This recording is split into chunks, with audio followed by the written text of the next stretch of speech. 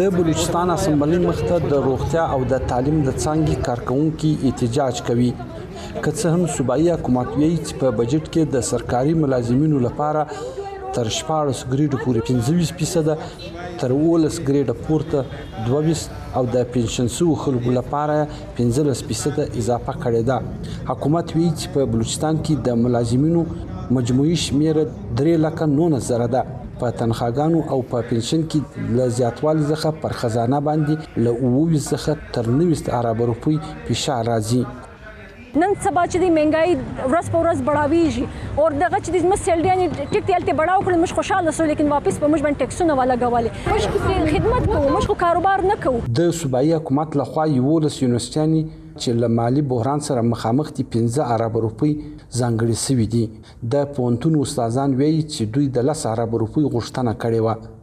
او دغه ډول کاروباري خلک او تاجران هم وایي چې مرکزي او صوبایي حکومت چې په بجټ کې کم اعلانونه وکړي هغه نیمګړې بیانیه ده. زموږ صوبه چې د روډ اوس ډېر متاثره ده چې تقریبا په کال کې زموږ د کراچي او د کوټ په روډ باندې 8,000 کسان په ساعت کې مري، لیکن 2 کال 3 کال کې د روډ د ډبلیو اډرونه سوي دي. نو په کار دا د چمنه څخه د کراچي پورې دا روډ جلد تر جلد کمپلیټ شي. تقریبا 4 مارکیټ چې دی هغه د ایران د بارډر باندې دي او 3 مارکیټ زموږ د افغانستان سره دا موږ تجویز کړي چې مشترکه بارډر دی جوړ شي، لیکن په هغه کې هم ګورنمنټ یو ذره حرکت نه دی کړی.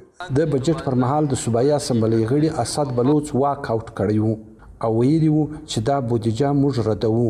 د ده په خبره چې د پرمختیا فنډ به په عدالت کې هم چیلنج کوي. په بلوچستان کې د پیپلز ګوند ائتلافي حکومت د جمعې په ورځ د مالي کال 2024 او 25 لپاره د 955.8 ارب روپۍ مالي بودیجه وړاندې کړله، په کوم کې 321.2 ارب روپۍ د پرمختیا د لګښتونو لپاره 25 ارب روپۍ نغدي یا سرپلس ټاکل شوي دي. صوبایي وزیر میر شعیب احمد نوشرواني ویلي چې وړاندې شوې بودیجه د کال 2023 او 2024 کې د 901.4 ارب روپۍ په پرتله باندې 14% یا سلنه زیاته ده، چې د مرکزي حکومت د مالیو د ویش څخه وثبوته د 90% د اضافې له سببه چې د مالیاتي کمیشن NFC ایوارډ چې د تیر کال د 440 څخه 640 ارب روپۍ د رسیدو تمه ده.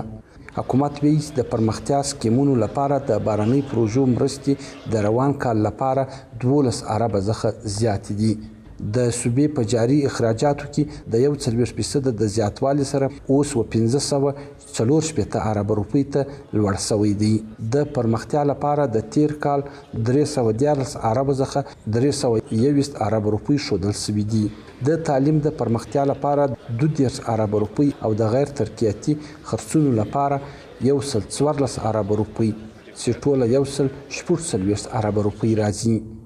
صوبایي وزیر خزانه وویل چې په راتلونکي مالي کال کې به د تعلیم په څانګه کې 515 نوي او دغه ډول 9304 خالي پوسټونه به هم د میرټ په ذریعه باندې ډکوي. حکومت وایي چې په لومړي ځل باندې د لوستونکو لپاره د سکالرشپ اعلان شوی دی. زده کوونکو ته د وړیا لیپټاپ د ورکولو لپاره 90 کروړه روپۍ هم ځانګړې شوي دي. حکومت وایي چې د روغتیا د څانګې لپاره ټول ټال 8 ارب روپۍ چې د تیر کال په پرتله باندې په روان کال کې 10% زیات شوی دی. د امن امان د چارو لپاره ټول ټال 93 ارب روپۍ ځانګړې کړي دي او دغه ډول د ځایي حکومتونو لپاره په مالي کال 2024 او 25 بجټ کې 15 ارب روپۍ ښودل شوي دي. حمید سمسور، VOA ډیوا، کوټه.